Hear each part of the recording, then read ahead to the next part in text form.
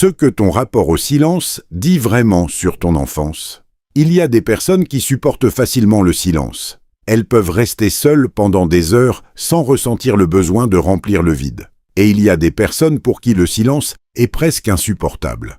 Dès qu'il s'installe, elles allument quelque chose. La télévision, la musique, leur téléphone, n'importe quoi pour que ça s'arrête. Ce contraste n'est pas anodin. Et selon certains travaux en psychologie du développement, il pourrait dire beaucoup plus sur ton enfance que tu ne le penses. Le silence n'est pas universel. On ne le vit pas tous de la même façon. Et la façon dont on le vit aujourd'hui a souvent été façonnée bien avant qu'on soit en âge de s'en rendre compte. Imagine une maison où le silence était lourd, pas paisible, lourd. Une maison où, quand les adultes ne parlaient pas, ça voulait dire que quelque chose n'allait pas. Où le calme précédait souvent la tension. Où l'enfant apprenait à lire l'atmosphère avant même d'apprendre à lire les mots. Dans ce type d'environnement, le silence devient associé à quelque chose d'inconfortable, d'incertain, de potentiellement dangereux.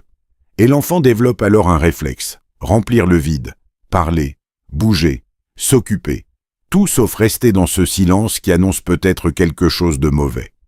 Des années plus tard, cet enfant est devenu adulte.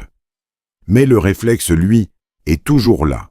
Pense maintenant à une maison différente, une maison où le silence était naturel, où les adultes pouvaient lire sans parler pendant des heures, où ne rien dire ensemble était une forme de confort et non de menace. Dans ce type d'environnement, l'enfant apprend quelque chose de précieux. Le silence n'est pas vide, il est plein, il permet de penser, de ressentir, d'exister sans avoir besoin de se justifier. Ces deux enfants grandissent avec une relation au silence radicalement différente. Et cette différence, on la retrouve souvent intacte des décennies plus tard.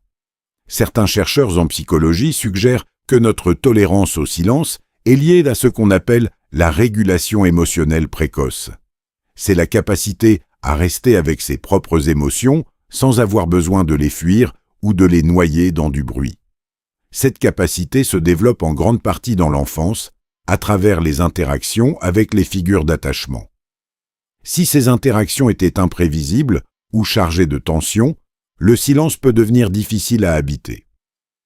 Si elles étaient stables et apaisantes, le silence devient souvent un espace familier et sécurisant. Il y a aussi une autre dimension. Le silence, c'est l'endroit où les pensées non dites finissent par remonter. Et pour certaines personnes, ces pensées font peur. Pas parce qu'elles sont dangereuses, mais parce qu'on n'a jamais appris à les accueillir. Dans certaines familles, les émotions ne se nommaient pas. On ne parlait pas de ce qu'on ressentait. On continuait, on avançait. Et les enfants qui grandissaient dans ces maisons apprenaient sans le savoir à fuir leur propre intériorité. Le bruit devient alors une protection, une façon de ne pas s'entendre penser, de ne pas ressentir ce qu'on préférerait ne pas ressentir. Qu'est-ce que cela signifie aujourd'hui? Si le silence te met mal à l'aise, ce n'est pas forcément un défaut. C'est peut-être simplement le signe que ton système nerveux a appris très tôt à associer le calme à l'incertitude. Et désapprendre ça prend du temps. Ça demande de la douceur, pas de la volonté.